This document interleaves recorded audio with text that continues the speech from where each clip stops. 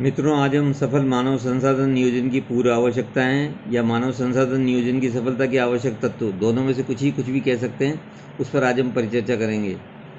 तो एक मानव संसाधन नियोजन की सफलता के लिए आवश्यक तत्व क्या क्या हैं, इस पर आज हम बात करेंगे। सबसे पहले स्पष्ट एवं सुपरिभाषित उद्देश्य। मानव संसाधन नियोजन की सफलता के लिए सर्वप्रथम इसके उद्देश्यों को स्पष्ट कर लेना चाहिए। इन उद्देश्यों को अधिक स्पष्ट रूप से समझने के लिए इन्हें दो वर्गों में बांट देना चाहिए।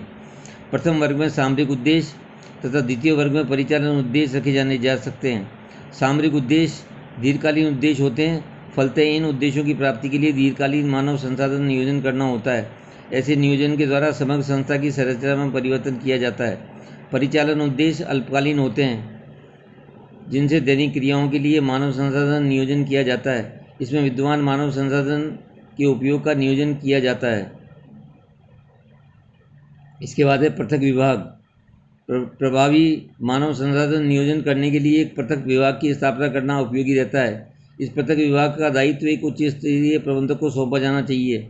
यह विभाग संस्था के विभिन्न विभागों की कर्मचारियों की भावी आवश्यकताओं का अध्ययन कर उन्हें यथा समय आवश्यक एवं सुयोग्य कर्मचारी उपलब्ध करने में सहायक होगा। यह विभिन्न विभागों की मांग एवं पूर्ति में संतुलन स्थापित कर सकेगा। इसके बाद है प्रशिक्षित नियोजनकर्ता। मानव संसाधन नियोजन विभाग में प्रशिक्षित नियोजितकर्ता होने चाहिए।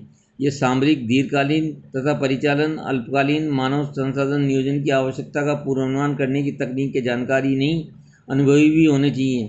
इन्हें कार्यों की तकनीक, वातावरण की परिस्थितियों तथा मानव संसाधन की उपलब्धता के संबंध में संपूर्ण जानकारी होनी चाहिए। ऐसा होने पर ही वे प्रभावी नियोजन कर सकेंगे। इसके बाद है समस्याओं की जानकारी।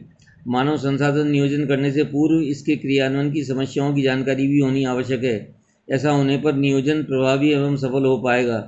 अतः नियोजक को श्रम बाजार की स्थिति, प्रतिभा संपन्न एवं पेशेवर व्यक्तियों की उपलब्धता, संस्था की ऐसे व्यक्तियों को नियुक्त करने की क्षमता, नियोजन के अनुरूप कर्मचारियों की प्राप्ति में लगने वाला समय इत्यादि बातों, समस्याओं के संबंध में आवश्यक जानकारी कर लेनी चाहिए। इसके बाद है प्रभावी सूचना प्रणाली। मानव संसाधन नियोजन की सफलता इसके द्वारा किए गए पूर्वानुमानों पर निर्भर करती है। सही पूर्वानुमान के लिए सही सूचनाएं यथा समय उपलब्ध होनी आवश्यक है। अतः मानव संसाधन विभाग में आंतरिक विभाग एवं बाह्य वातावरण से सूचनाओं का निरंतर प्रवाह बना देना चाहिए। सभी कर्मचारियों की योग्यता, पदोन्नति से संबंधित सभी सूचनाएं उपलब्ध होनी चाहिए।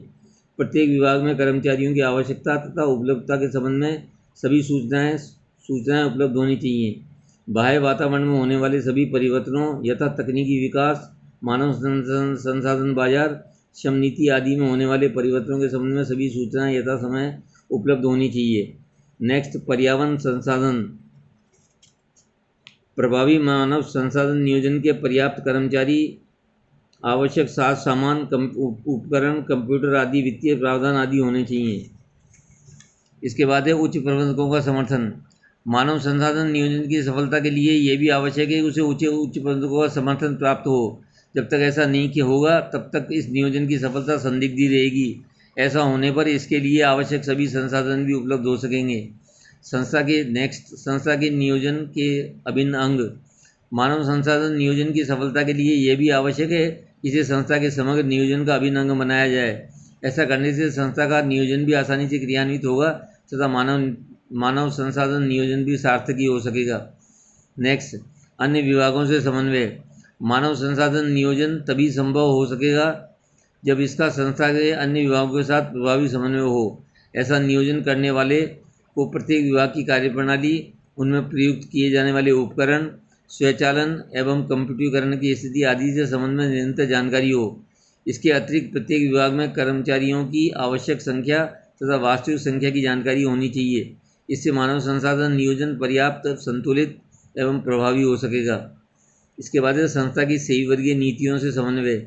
मानव संसाधन नियोजन करते समय संस्था की सही वर्गीय नीतियों से समन्वय करना चाहिए। कर्मचारियों की भर्ती, चयन, प्रशिक्षण एवं विकास, पारिश्रमिक भुगतान, श्रम कल्याण आदि इत्यादि से संबंधित नीति एवं कार्यप्रणाली से पर्याप्त समन्वय होना चाहिए। इसके बाद समुचित तकनीक।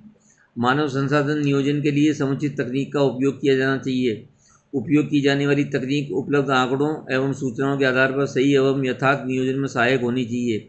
इतना ही नहीं, समय के अनुसार इस तकनीक में संशोधन किया जाना चाहिए। नेक्स्ट है परिमाणात्मक एवं गुणात्मक।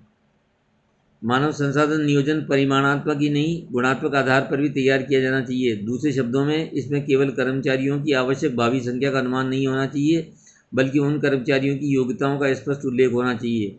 इसके बाद है व्यवहार योग्य। मानव संसाधन नियोजन व्यवहार योग्य होना चाहिए।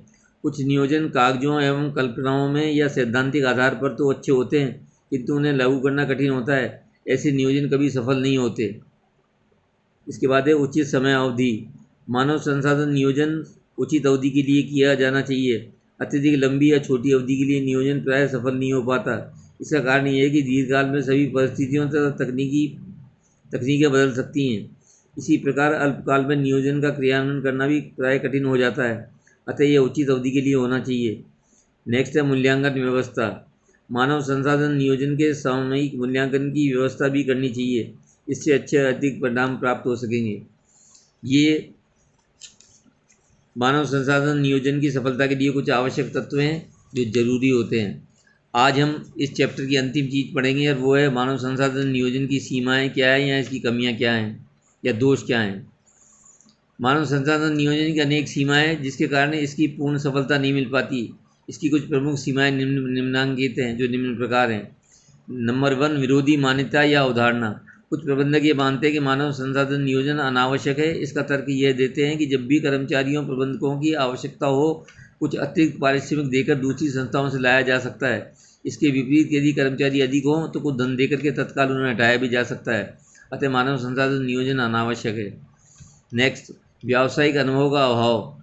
मानव संसाधन नियोजन की एक बड़ी सीमा यह है कि मानव संसाधन नियोजन से संबंधित प्रबंधक सही वर्गीय मामलों को तो खूब समझते हैं, किंतु व्यावसायिक प्रबंध के संबंध में बहुत कम जानते हैं। अतः वे व्यावहारिक नियोजन नहीं कर पाते। तीसरी बात है विशेषज्ञों का अभाव। मानव संसाधन नियोजन एक मनोवैज्ञानिक एवं तकनीकी कार्य है। इसमें विशेषज्ञों की आवश्यकता होती है। उचित संख्या में ऐसे विशेषज्ञों का प्राय अभाव ही पाया जाता है। इसके बाद है सूचना का अभाव। संस्था के अन्य सभी क्षेत्रों के नियोजन में वातावरण की एवं वित्तीय सूचना की अधिक आवश्यकता पड़ती है, किंतु मानव संसाधन नियोजन में मानव संबंधी सूचनाओं की आवश्यकता अधिक पड़ती है।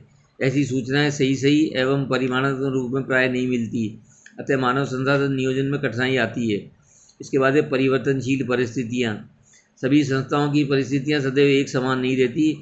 उत्पादन की तकनीक, उत्पादों की मांग, ग्राहकों की क्रय क्षमता, प्रतिस्पर्धी वातावरण, राजकीय नीतियाँ, श्रम संबंधी इत्यादि में परिवर्तन होता रहता है। फलतः सभी संस्थाओं में मानव संसाधन नियोजन सदैव सही परिणाम नहीं दे पाता।